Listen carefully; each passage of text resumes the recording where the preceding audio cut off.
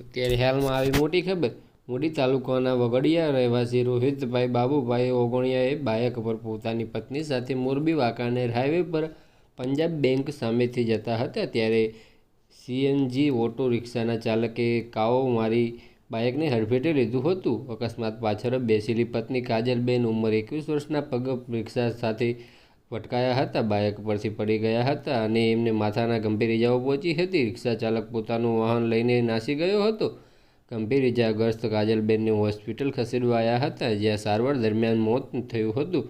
City B division પોલીસે રિક્ષા ચાલક વિરુદ્ધ ફરિયાદ નોંધી તપાસ ચલાવી છે।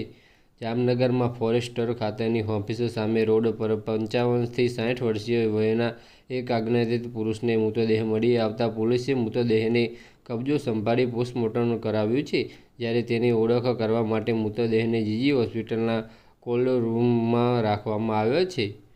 બસ આજ માટે આટલું જ, અને અમારી યુટ્યુબ ચેનલ પર નવા હોય તો લાઇક, શેર અને સબસ્ક્રાઈબ કરી દેજો। ધન્યવાદ।